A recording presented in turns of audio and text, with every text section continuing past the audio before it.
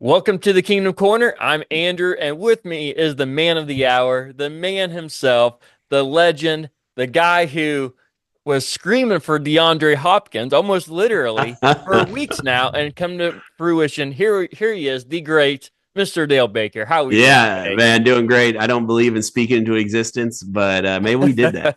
I'm, Or maybe again, just another point that Brett Beach does watch the podcast. So we hey, appreciate Brett. Great work. Get some sleep. I know you were up all night making that deal happen. Get some sleep and let's keep going. that's right. Hey, we appreciate you tuning in, Brett. So always appreciate the fans. So hey, this episode we're going to be jumping into the Raiders game, looking at some of the comments the Raiders coach made about the Chiefs. You're not going to Man. believe it. It is crazy. But then also talking about the trade for Deandre Hopkins, some keys to the game, and much, much more. So come hang out with us. Mahomes looks to throw it. Pump faking right side. He wants it. A comeback cut. It is caught by Kelsey. Touchdown! Kansas City. The game is over. The Kansas City Chiefs are champions. How about those Chiefs? All right, Dale. So the big news is what we got to talk about first. The Yeah. big trade for DeAndre Hopkins. So the Chiefs up burning the midnight oil. I mean, I think this deal was finalized somewhere around midnight or something. Yeah. And so they trade for DeAndre Hopkins from the Tennessee Titans. They trade with a fifth-round pick, which can become a fourth-round pick if Right. they make it to the Super Bowl. And DeAndre Hopkins has a Super Bowl appearance, so he has to still be on the team and playing. And if he has so many snaps, and I think they're still working out a few other details too. But either way, I feel like that's a steal. Man. Because not only that, the Titans are covering half his salary as well, so the Chiefs only have to pick up his entire salary. Wow. I mean, it's crazy to think, and I know these teams, they want to rebuild and they got to think about the future and they look at older players and big contracts and like, okay, how do we get rid of these guys? And like, even like the trade rumors with Cooper Kupp, like out there, I mean, Yeah. is wild to think you would get rid of that guy, but he's 31. He's expensive. And so it's like, man, just take away. But yeah, to get D Hop, I think is huge and a steal. And I know people are like, well, he's 32 years old. He's washed. He's not going to have much in the tank. And I'm like, oh, I feel like we heard that about Kareem Hunt. We I felt sure like did. someone We on sure this did. someone on this other side of the screen told me that Kareem Hunt may be washed. May not be. And the guy looks invigorated, ready to go, ready to run through the wall for Pat Mahomes and Andy Reid. And so I think D That's Hop is right. going to be the same deal. I think he's going to look fresh. I think he's going to look. And I mean, the one thing about D Hop, I think, is his hands. Right, Yeah. that guy, He is solid. no matter who's throwing him the ball, he's going to catch it. And like, I think that's one of the things that Juju brings. I think that was, is so helpful. So for D Hop to be on there, hopefully helping the red zone, keeping the chains moving, uh, get Travis Kelsey. I mean, you're gonna have to do something about DeAndre Hopkins. Yeah. And so I'll be curious to see if they get him in there a couple snaps when they get in the red zone. Maybe bring in D Hop. So, well, what are your initial thoughts on like DeAndre Well, Hopkins coming? well, you just threw a lot at me that I'd like to dissect a little bit too. Okay, well, I'm sorry. I'm sorry. No, Yeah, yeah, no, you're good. You're good. So yeah, first off, you're talking about his hands, right? So let's talk about that first. yeah, DeAndre Hopkins has hands. I mean, I'm telling you, the yeah, guy just does not drop balls. So just over the last 3 seasons, yeah. he has been targeted 315 times. Any idea how many drops he has in 315 targets? I'm gonna say 0. Three. Oh, 3. Okay, So, all right, all right, all right. so it is a 1% drop rate. So Wow. of all wide receivers that had at least 150 targets, he is the lowest drop rate amongst all Yeah. those players. And so he's solid. And I think it was just a year, maybe 2 years ago, when he was targeted a lot, like 100 and sometimes, and had 0 drops that Yeah. particular year. So, I mean, the guy has hands of steel, so to speak. And so you throw a ball his direction, and if it's catchable, he's probably He's coming down with it. He's not gonna going to catch drop it. Yeah. So, I mean, not to throw shade at the guy, but he's kind of the opposite of Kadarius Toney. So, Kadarius Toney might pop the ball up, Yeah. give it to the other team. Yeah. DeAndre Hopkins is not going to do that. So, But shout out Kadarius Toney, the longest punt return in Super Bowl history, and he has a catch in the Super Bowl. So I mean, he helped us, right?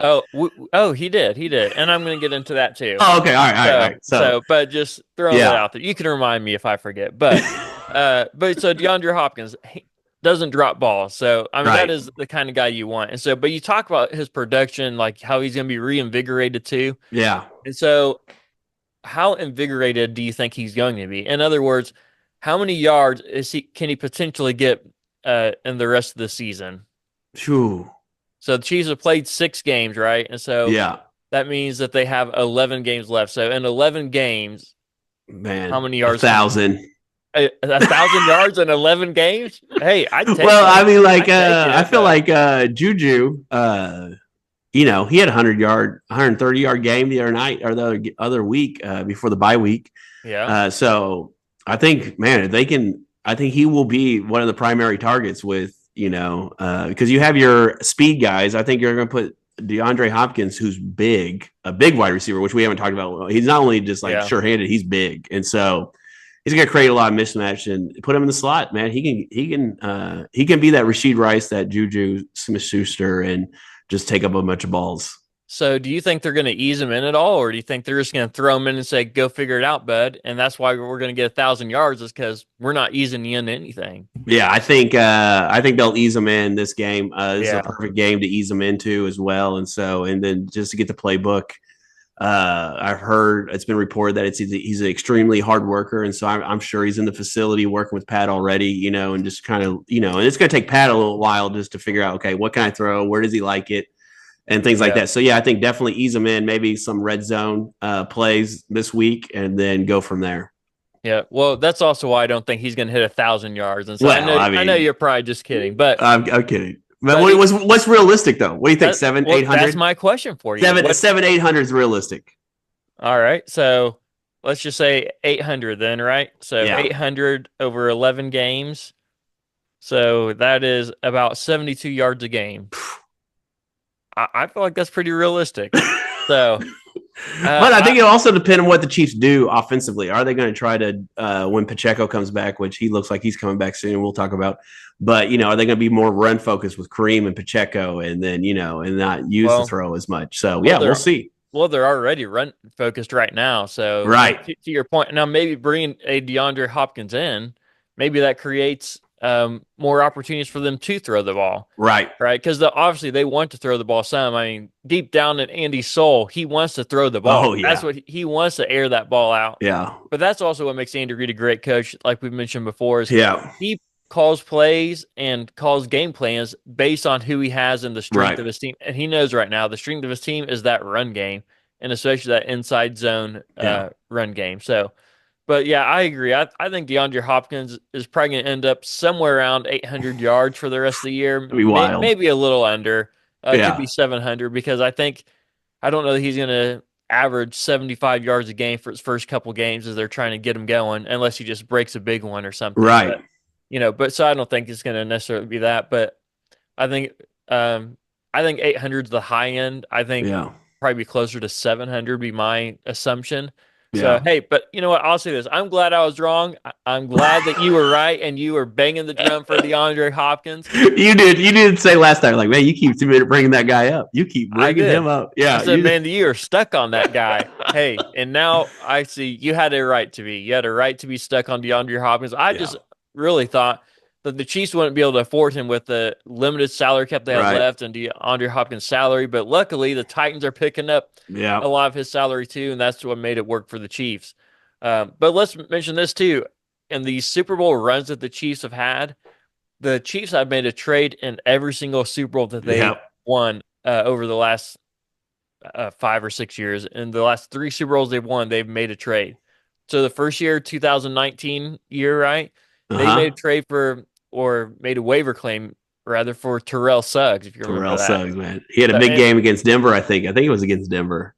Yeah, like saved a touchdown fumble. Yeah, something like that. Anyway, so traded for him. Then in 2022, traded for Kadarius Toney, and as you mentioned, still holds the record for the longest punt return in the Super Bowl history, and scored a touchdown as well. Yeah.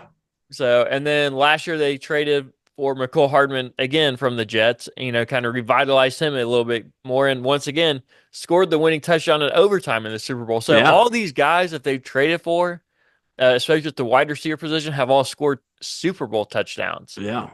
And I think I heard yesterday on on First Things First, Nick Wright said that McCole Hardman he's the only player in NFL history to have a touchdown in overtime in the Super Bowl. I believe it. So there you go. So Well, I think that was the only second overtime in Super Bowl history, though, right? right, yeah. But he still holds the record. True. Still the record. Even if you're the only one and only two opportunities, it still holds the record. So shout out to McCole Hardman. Way to go, shout out. We've always been pro McCole Hardman show. So well, I mean, I'm pro McCole Hardman when he runs forward, that's for sure. So when he runs side, anyways, this is not a McCole Hardman bash session. So let's move on from that. Well, we're a pro McCole Hardman show. That's right. We are That's pro right. McCole Hardman. Yes. So all right. So DeAndre Hopkins, big trade. I think they're going to ease him in, as we just said. Yeah. And so I had this question before that trade was made, but let me ask you this, a follow-up now. Do the Chiefs need to make another trade in order to win the Super Bowl, or at least be a strong contender to win the Super Bowl? Yeah. Because we've lost Hollywood Brown. We've lost Rashee Rice. We've lost Juju now for who knows how long, just probably at least a few weeks. Yeah. We've lost Jalen Watson on the defensive side. Yeah. I mean, Mike Dana's been out for the last few weeks with injury. I mean, he's not on IR, so we expect him to be back. But there's just a lot of Isaiah Pacheco, right? I mean, there's just so many injuries all around. Some of these, like Hollywood Brown, like there's a slight chance they could be back for the playoffs, maybe even Jalen Watson, but we don't know that for sure. No. So do the Chiefs need to make a move in order to contend for another Super Bowl? Yeah, I think that's a great question because and the beauty of it is they pushed the trade deadline back a week. And so we have two more games. So we have the Raiders and the Tampa Bay Buccaneers. And I think that's going to be really like, looking at the team. Okay, do we need anything else? Is there any holes, big gaping holes that we need to fix? Because I would, not a gambling man, but I were to gamble, we are going to play the Baltimore Ravens in the AFC Championship game. And are we? I mean, in the way, man, I got questions about the way they're using Derrick Henry right now. I mean, the guy's got like 800 yards. I feel like they're using him way too much this early in the season. And, he's not no spring chicken. Anyway, we're not talking about that. We're talking about the Kansas City Chiefs. And so are we going to need something like a run stopper? Are we going to need another corner? And so can we get a guy that maybe is, older, but yet, would be reinvigorated by coming to the Kansas City Chiefs and play some lockdown corner for us just to help McDuffie. Because like you said, Jalen Watson, man, he was playing lights out. I mean, he was a great compliment to McDuffie. And so you didn't hear Watson's name called a lot. And so you may not be too familiar with him, but that's a good thing when the corners aren't being called out a lot, right? You don't want to hear their name. You do not want to hear their name over the loudspeaker. And so that's just really good. So, yeah, I think if anything, I think our defense, because I think Juju could get right. And then, I think who we have, I think we can make happen. And Pat's done it. I mean, Pat's done it with a less cast of characters. And so, yeah. I mean, last year we talked about all year long, as well as many other media heads too, is that this was the year that the Chiefs were going to lose because they didn't have enough wide receiver help. MVS was dropping passes. Kadarius Toney was dropping passes. Yeah. McCole Hardman just couldn't get going. I mean, we just couldn't get anybody going. No one could get open. Travis Kelce is the only one doing anything last year. Right. And so it's the year to beat the Chiefs. And what do you know? Chiefs go out and win a Super Bowl. And so when you have, we've talked before, but when you have Patrick Mahomes on your team, you have a chance to win a Super Bowl. Yeah. That's just the fact of it. And so I don't think the Chiefs necessarily have to make a trade to win even the Super Bowl. Oh. But would it help them? Absolutely, because of all the injuries that we've had. So where would you like to see them? Where do you think they need to? Like, obviously, Cooper Kupp, I think, is way too expensive, and I don't think we need to get him. Yeah. I know a lot of people want him, but he's owed like $40 million the next 2 years. Well, the biggest problem with the Chiefs right now is their salary cap, as I mentioned before. But even with DeAndre Hopkins, they're covering some of his salary. But now I think they have $2 million left in their salary. Yeah. There's not a lot of people who can play for that. Like, veteran minimums are a lot of times over $2 million. Yeah. So even if you sign a veteran off the street, you can't afford him unless somebody's willing to restructure the contract mid-season, which has been done before. Oh, yeah. But Travis Kelce has done in the past. Yeah, but it's not as likely mid-season because you don't want those guys focusing on salary numbers, and you want them to focus on the game and the task at hand. So that's not Right. as likely. Possible, yes. Likely, not as much. Yeah. So they have very little. So you have to find a team that either is willing to cover part of the salary for whoever they acquire, or just Right. somebody that maybe he's a rookie or somebody else that has a low salary cap hit. So there are just so many limited options. But if they were going to go after somebody else, I mean, you could make an argument that they should go after another wide receiver because they basically have lost 3 wide receivers this year, depending on how long Juju's going to be out for. But I'd also like to see what the defense looks like without Jalen Watson because, like we just said, he was playing lights out. He's playing really good. And so I don't think people understand how good he was playing. Yeah. And so I want to see what the defense looks like without him to see if we're going to need a lot of help right there or if we're going to be okay with who we have. Now, I'm confident with the guys in the building, as I know Spags is too, but I still want to see what it looks like without him. Yeah, and then I mean, like, it's not like teams are running against us. I mean, they're passing the ball quite a bit, and so I mean, like, for him to still be like that good. I mean, at one point was flipping burgers, and now is a lockdown corner in the NFL is wild. Yeah, it's crazy. So, be interesting to see how all that kind of works out and what comes from that. So here's just a fun question for you. All right. It has nothing to do with potentials anymore because I thought they might try to sign MVS because he was cut, and maybe MVS just too bad of blood there since the Chiefs cut him, and it's like, I don't want to go back. Either way, MVS signed with the Saints, so good luck to them. The Saints are not playing very well.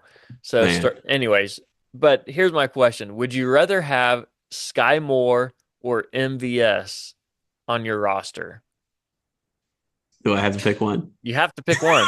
That's the question. So the Chiefs currently have Skyy Moore, who's in year 3-4 now, and so they cut MVS. But if there's only one spot left and you had to pick one of those guys to fill it, which one would you rather? I'll take an MVS, just because he has I've seen him catch the ball.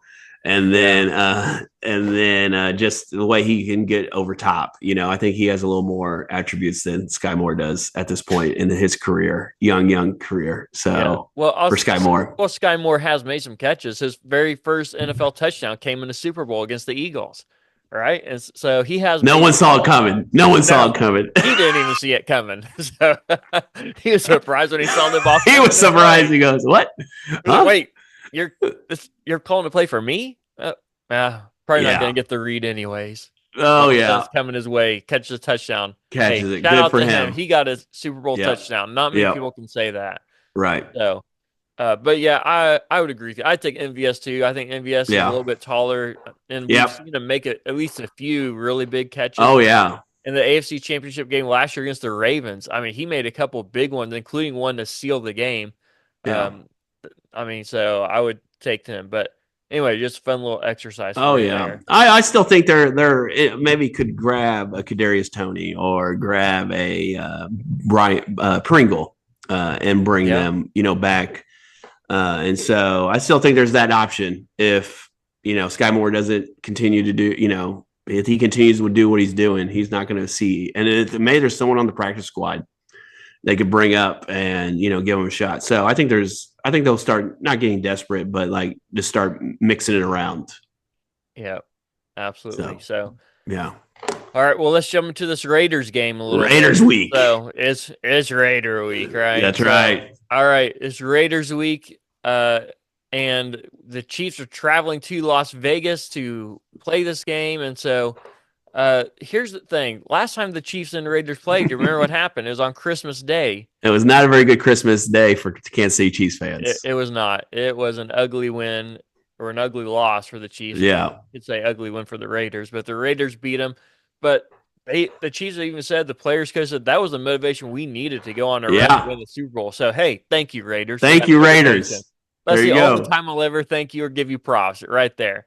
So, but now, because the Raiders did beat the Chiefs that day, the Raiders do not fear the Chiefs, which I'm not saying you have to fear the Chiefs, but they have almost no respect for the Chiefs, thinking these guys are nothing.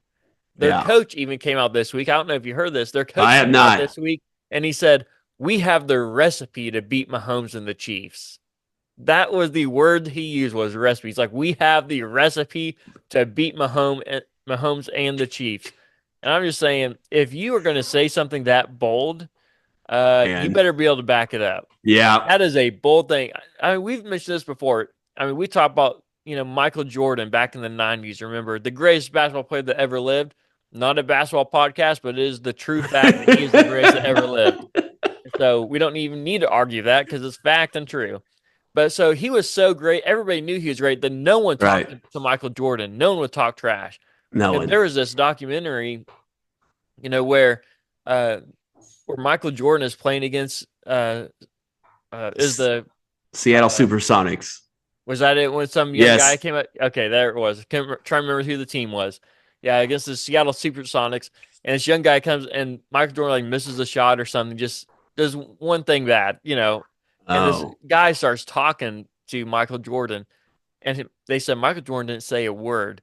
And so, yeah. and the other Seattle superstar said, he didn't mean it, Michael. He didn't mean it. Don't worry about it, Michael. He didn't mean it. He didn't mean it. Like, this rookie had no idea what he just did. Yeah. He just gave Michael Jordan the motivation he needed, and to go on with that game, he just torched that rookie the rest of the game. Oh, yeah. And so Michael Jordan and Patrick Mahomes are very similar in that aspect, Yeah. where you give them a little bit of motivation, and they're going to use that. They might not even say much about it, but they're going Right. to use that to their Yeah. advantage to fuel them. And Patrick Mahomes has proven to be the same way. They might not say anything about it at the time, but afterwards they might make reference to it. Yeah. Right. And so don't give Mahomes, the greatest quarterback Yeah. that's ever played the game, and I can confidently say that, don't give him motivation when you're about to play him Yeah. in the game. So not. I mean, the very game smart. will be at Arrowhead West, and so it'll be a great day Yep. for them. And so, I mean, yeah, I think like a bunch of things that the players have done for the Raiders. I mean, it's just kind of foolish, especially when you're not that good. Just talk trash. I mean, Max Crosby, great respect for him, and just he is a baller, and would love to see him in the NFC. But That's right. so yeah, so I just think it's foolish to give him motivation, and especially in the regular season, right? And to do that, and so what's amazing about Mahomes, I mean, both of us would say, I mean, he has more interceptions than touchdowns, passing touchdowns. Yeah. He had not had the greatest season thus far, but I think what is lost on people, even though he's not putting up the numbers, I think Mahomes is still special in the sense of he does what he needs to do in certain situations. So whether it be converting on third down or converting on fourth down or running 33 yards down the sideline and getting close, like it's situational. Mahomes is still, I mean, you need a field goal, he's going to get, you just tell him, hey, we need to score on every play. Okay, well, we'll score on every play. I think that's what makes Mahomes so special. The moment is never too big for him. So yes, he's having the worst year probably ever. But still in situations of games, he's getting you conversions and things like that. So I think it's pretty incredible to watch what he's doing still. And I know I'm biased because I'm a Chiefs fan, but it's still pretty incredible to watch him just do what he does. And he has bad throws, bad picks, but he's still winning games, right? Yep, absolutely. Well, and talking about Arrowhead West too, so our second home out in Las Vegas, Nevada. Yeah. So just give a little history for those who might not know. Hopefully Chiefs fans know this, but the stadium, Allegiant Stadium in Las Vegas where the Raiders play, was built by a company based out of Kansas City. And they do worldwide construction. So it wasn't just like they specifically hired a Kansas City company, but they used to do worldwide things and architecture and buildings and everything else. So they were commissioned to build this, and one of the builders actually buried a Chiefs flag at midfield at Allegiant Stadium. So for all time and eternity, the Raiders will be playing, and every other team that plays there will be playing on top of Chiefs Kingdom. Yeah, there you go. I was saying, and the last time the Chiefs played there was for the Super Bowl. There you go. Yes. So great memories there. Especially in recent news, the Chiefs have won more postseason games in Allegiant Stadium than the Raiders have. So there's a good fact for you right there. Yeah, and that was the first time they hosted the Super Bowl. So the first Super Bowl they hosted, the Chiefs end up winning there in their stadium. So Arrowhead West, here we come. That's right. All right. So anything in this game you're looking for? Yeah, I think our offensive line continue to play well. They're going to have a pretty, left tackle, right tackle are going to have their hands full with their pass rushers, and so you got to give Mahomes time. I mean, Max Crosby and Wilkes, is that his name? Wilkes or Wilkins? What? Oh, Willis? Is it Willis? I know it starts with W. hold on. I can tell you. His name is. Well, I told you I could tell you. Now I don't see it. Oh, okay. Well, the offensive line are going to have their hands full. They're going to come out with the recipe that they have to beat the Chiefs, and so I think it's part of the pass rush. And so, yeah, I think they're going to play slow and control the ball. And I just Gardner Minshew is going to start, and so we'll see how he does. I know we talked on the phone before. He can have a lights out game, or he can have you want to turn the lights out kind of game. So, Yep. so Absolutely. it'll be interesting. But yeah, I think the Chiefs need to just keep doing what they're doing and go for this undefeated season, winning a three-peat. Neither has been done. I guess the Miami Dolphins, but yeah. Yeah. So I'm pretty excited for the game. Usually, it's a Raiders week. You want to beat the Raiders. Yeah. But somehow always they make it close. They do. Those division games always come down to that. So here's some good news for Patrick Mahomes. So the Raiders have used cover 0 on a league high 12% dropbacks this season. Yeah. Including 33 cover 0 rate in last week against the Rams. Yeah. So it is just they've been playing cover 0, and I don't know if you know this, that is good news for Patrick Mahomes. When you play cover 0, he usually lights you up because that means you're blitzing him and everything else. And Patrick Mahomes against the blitz, even this year on his down year, is still one of, if not the best quarterback. Oh yeah, because you got Travis Kelce 1-on-1, and there's not a lot of guys that can cover him 1-on-1. Yeah, and so maybe that's part of the recipe. We'll find out if that's the recipe. He might have to throw his recipe away after this game. We'll see. Yeah. Well, yeah. Well, we didn't talk about this, but with Deandre Hopkins, that actually helps Travis Kelce too. Oh yeah, because Travis Kelce, as we've talked about before, has been doubled and even triple teamed at times going down the field. Do you really think they're going to leave DeAndre Hopkins 1-on-1? I don't think you can. I don't think you can either. And so people may try. Hey, I welcome them to try. So, DeAndre Hopkins, he's not going to be what you thought he was with the Houston Texans. Oh, so, he's not going to be that. He's 32. He's getting older, but he's still solid. Right. So if you leave him 1-on-1, he's still going to torch you. Oh, yeah. Because he's still that good. So last year, even, he still had over 1,000 yards with the Tennessee Titans, with basically a nobody. That's crazy, isn't it? That's crazy. Nobody, but they did not have a good quarterback last year. And he still had 1,000 yards. Yeah. That is just insane. So, but the flip side, the Raiders do have a really good young tight end. And Brock Bowers. So he's been targeted on a league high 30% of his routes this year. So it's the highest among any rookie tight end in NFL history this far into the season. And so, but he has the 5th highest target rate of any receiver that's run at least 100 routes. So he is highly targeted. So that might work out well for the Raiders as we know the Chiefs have struggled sometimes this year with covering tight ends. And so that's a matchup to watch out for is with our linebackers trying to cover tight ends. Right. They get somebody around and try to cover him differently. So, I thought the Chiefs, credit to linebackers and safeties. I thought they did a great job on Kittle. Yeah, they did last year, and so I think they're really focused on that. And they're going to take away, and the Chiefs are kind of like that New England era where they can just take away your best player, and then good luck. We're not going to let you beat us with Brock Bowers. Yeah, because which is an awesome name, Brock Bowers. It is. It's just. And the Raiders traded away their best wide receiver in Devontae Adams, and he didn't want to be there anyway, so he wasn't hardly there, at least in this headspace, and so they trade him away, and so they still got Jacoby Myers as the wide receiver. But other than that, I promise you, if I told you their names, you would have no clue who I'm talking about. That's the kind of depth of wide receiver they have after Jacoby Myers, who is still just I don't know if I'd put him as a number 1 wide receiver, but that's who he is now. So so we'll see how that works out for him. My guess is not very well. We'll see. just because the Chiefs have such a great defense. Yeah. I mean, their defense is playing lights out. Yes. So, the other thing that's encouraging is that the Raiders have a awful run defense. Don't know if you know that. The Chiefs have been playing very well against the run, as you probably also know. Yeah. And so the rush defense for the Raiders is one of the worst in the league, and the Chiefs' rush offense is one of the best in the league. So there you go. The Chiefs are top 5 in rush offense. The Raiders are bottom, I think, 6 in rush defense. So that is another matchup to watch there. So watch for the run for the Chiefs and also the matchup for the Raiders tight end versus the Chiefs linebackers and whoever else they place on him. So got to figure those things out if you want to win. Oh, yeah. All right, so what's our score prediction here? Man, so the line, do you have any guesses? Do you know the line? It's 9.5.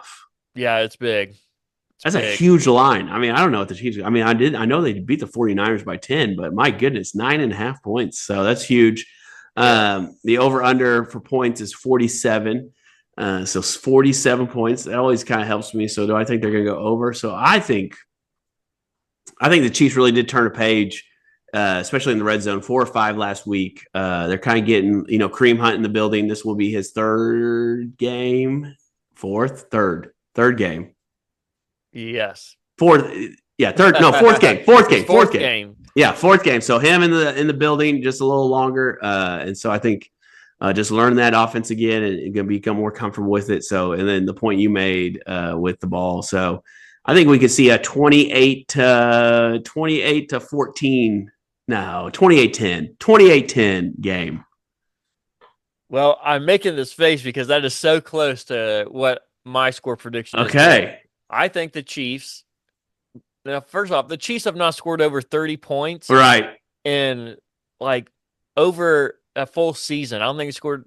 Anyway, it's been a long, long time. Yeah.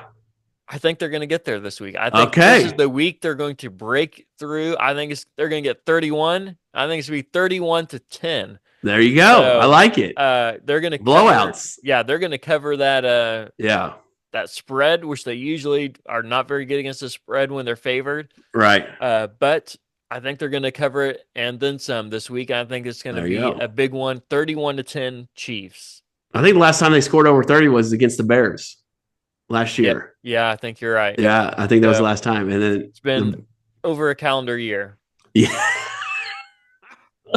That's crazy to think. Yeah, crazy. Who would have thought when you got Patrick Mahomes on your team, especially 2 years ago when we led the league in scoring, that we were now going to struggle to even get to 30 points. Yeah. But, I've talked about last time, this is a new season for Chiefs and Chiefs fans even. We're a defensive team. Yeah. That's just the truth of it. Whether you want to be or not, we are. We're a defensive team. Well, yeah, because we don't have the weapons on the outside for them to eat. And so I think I don't think it's just we'd have to win differently. And so it's weird and it's strange and we want to see it aired out, but we just don't have the guys on the outside to be able to do it. Yeah, my preseason prediction is not looking very good right now. So, I thought we were going to have Hollywood Brown. I thought we were going to have Rashee Rice. I thought we were going to have Travis Kelce in his, old form. I thought, what an offense. You still got Isaiah Pacheco back there. Yeah. I think I said they were going to look like the 2018 Chiefs, and we are nowhere close. Well, my prediction was that the Chiefs were going to lead the league in scoring this year. And that does not look too good right now. No. Not look too good. So right now the Chiefs are 13th in scoring. So not necessarily what I was predicting, but that's all right. Yeah. So, but their defense and the score points allowed is probably got to be top 1, top 2, top 3. Their defense. Points allowed. Yeah. Oh yeah, it's I can probably tell you somewhere, but maybe not. Well, I think the last time they allowed 28 or more points was against the Eagles in the Super Bowl. Yeah. Yeah. So their defense is playing lights out. That's for sure. I don't know if they're the top one, but they're for sure top 5 in scoring defense. Oh yeah, for sure. So it's good. All right. Well, hopefully we'll get another Chiefs victory. Oh yeah, we'll be back. Hopefully we'll show the Raiders that the recipe does not work, and then you go back to the kitchen. So, but hey, thanks for joining us this episode of the Kingdom Corner. Hey, as we always say, and we really do mean this, please do this for us. Go leave us a review. Yeah. Please share this with your friends. I promise you that helps you way more than you'll ever know. So we appreciate you tuning in with us and joining us here in the Kingdom Corner. This episode is brought to you by Oh Hey Threads, where a portion of every purchase goes to support missions all over the world, one super soft tee at a time. You can find your own super soft t-shirt at ohheythreads.com, or you can even do a custom order and they can help you out that too. So go check them out at ohheythreads.com, and we'll see you next time right here in the Kingdom Corner.